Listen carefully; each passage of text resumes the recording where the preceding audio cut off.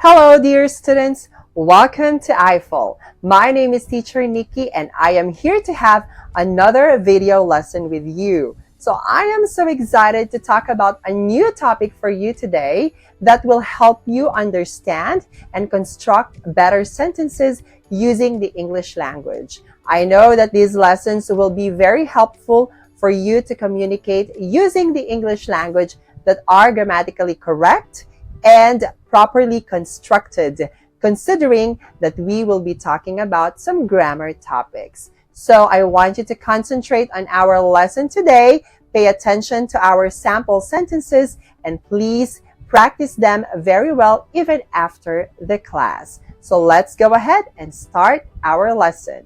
Let's go.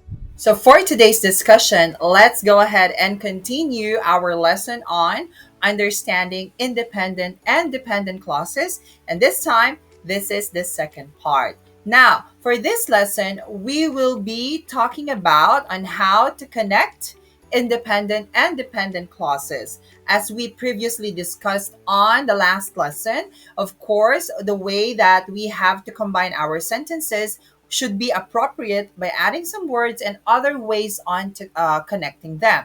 Now, connecting independent and dependent clauses is very easy after all. Dependent clauses are designed to be connected, so they are actually added to your independent clause. So all you need is either a subordinating conjunction, such as if, because, before, after, although, once, and other more. Okay, we also have your relative pronouns.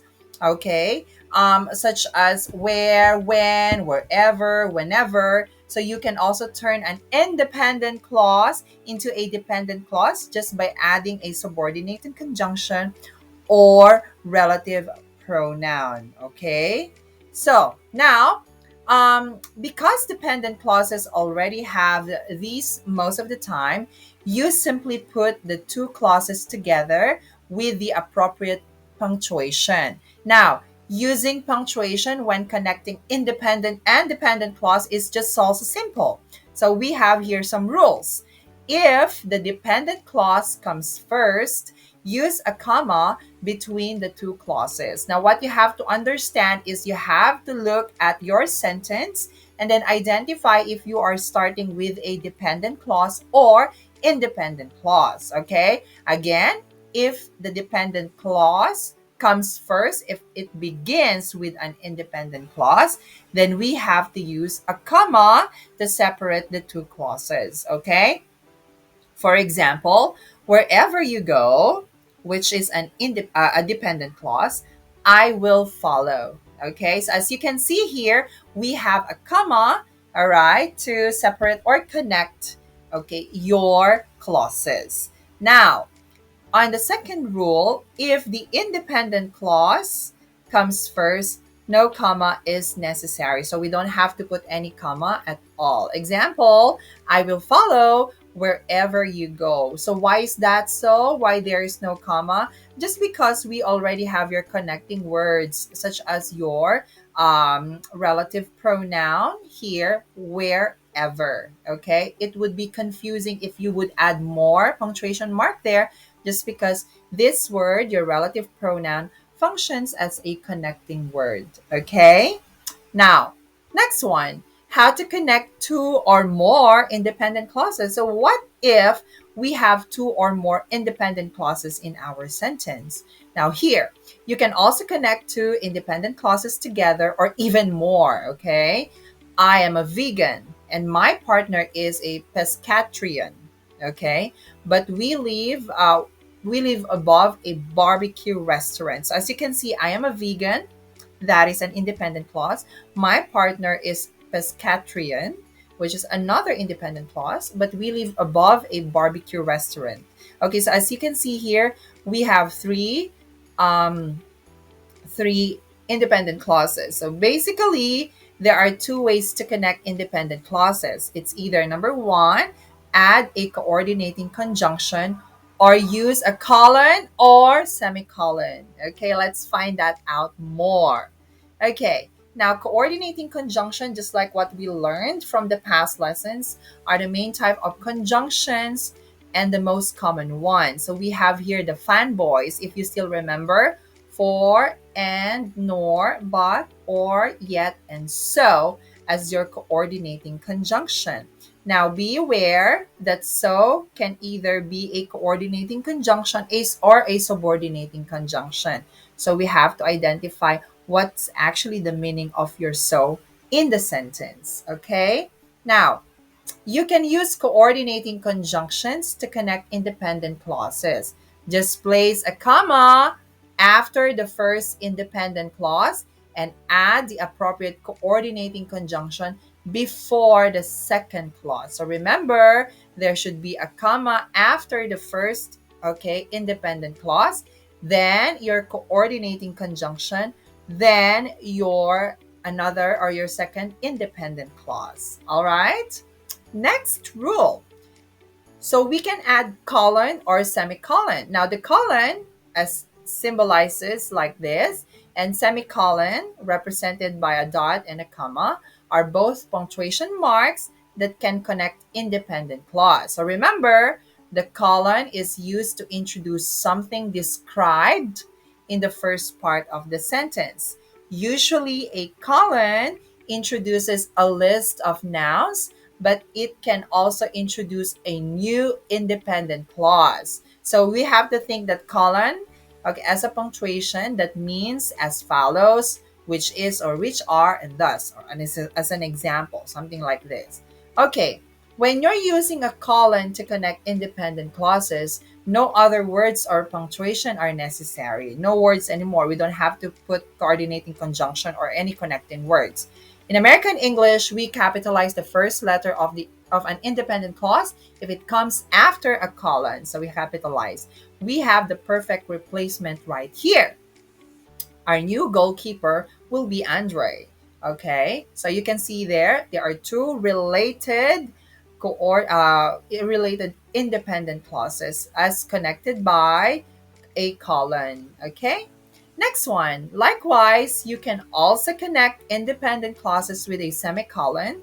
However, if you're using a semicolon, the two clauses must already be closely related, so closely related that the reader can easily understand that they're connected by a semicolon. Like, for example, Ingrid hated the summer heat.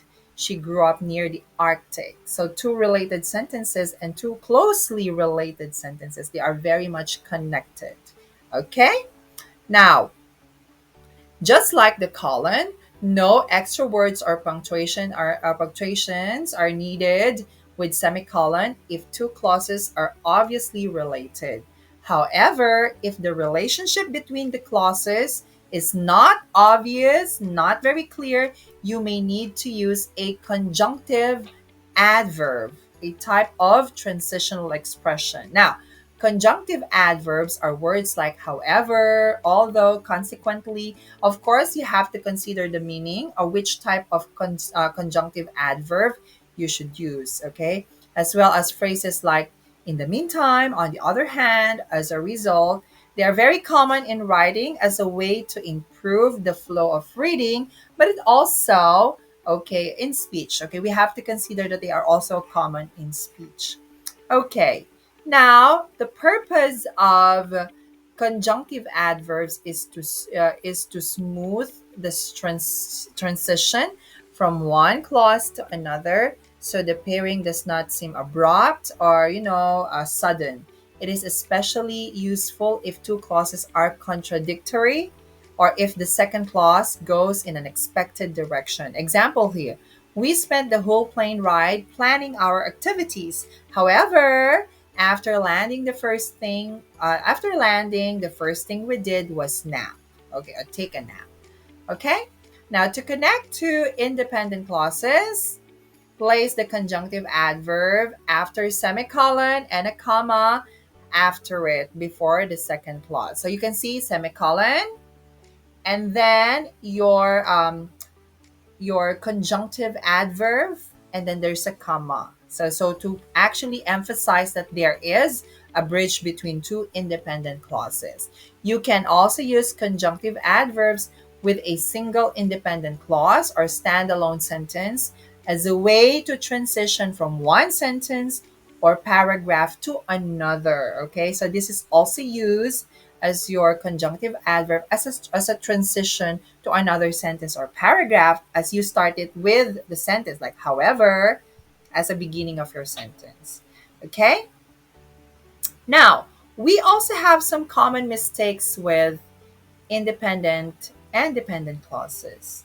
All right, so we have sentence fragments. So without an independent clause, a dependent clause is a sentence fragment. Okay, it means it is a piece of sentence that's missing the necessary parts to make it complete. That's why it's fragment. It's incomplete, doesn't have a complete meaning because the traffic was bad. So, what do we mean by that? Although this is a complete sentence, but the meaning is just fragmented. Okay, it doesn't have a sense. Okay?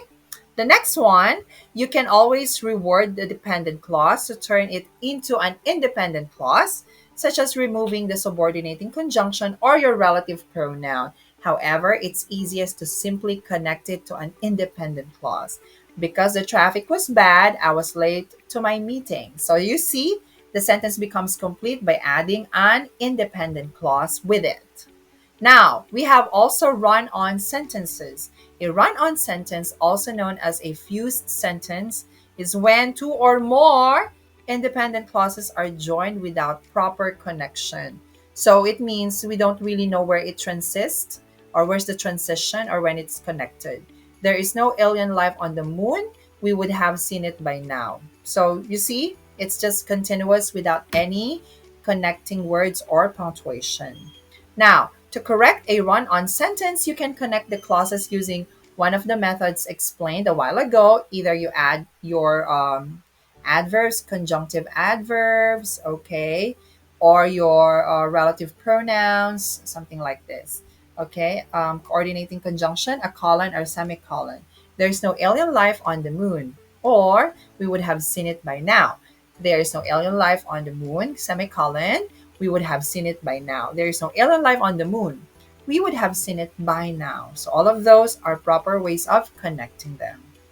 Alternatively, you can simply split up the run-on sentence, turn it multiple sentences. Just split them, make them two sentences. Now, comma splices. A comma splice is when clauses are joined by only a comma and nothing else. So it makes it confusing as well. It will be winter soon. We should go for a walk while the weather is nice. In this case, you can simply convert the comma into a semicolon, okay? Using the right punctuation. It will be winter soon. We should go for a walk while the weather is nice. Two related, closely related sentences. Okay, depending on the context, you can sometimes add coordinating conjunction to connect two independent clauses or add a subordinating conjunction or a relative pronoun to turn one clause into a dependent clause. It will be winter soon, comma, so we should go for a walk while the weather is nice. Because it will be winter soon, we should go for a walk while the weather is nice. Okay? You can also turn the comma into a period to create two separate sentences. So instead of just connecting them with comma, semicolon, or colon, and your subordinating conjunction, coordinating conjunctions, relative pronouns, just add or just put period to separate the two sentences. Okay? So that's all on how we connect and some of the mistakes that are done with our clauses. So I hope you understand this fully and please keep on practicing it more. Okay? So I hope you find our lesson today very helpful. So as I always say, the secret in making your communication skills in English better is constant practice. So I want you to please keep on practicing all the lessons that we've had in the past and even this present lesson. So I know that you can do it really well and you'll improve yourself eventually. So just keep believing in yourself and practice more, okay? Now, please stay tuned to our more lessons here in I-Fal and please visit our website that I will flash on the next screen. I also encourage you to please subscribe to our classes because we have a lot of amazing teachers that will help you and guide you in improving your English skills. So once again, this is Teacher Nikki. So I'll just see you again on the next classes and video lessons that we're going to have. I know that we will have more amazing lessons in the future. So stay tuned and good luck. Study harder and I'll see you next time. Bye.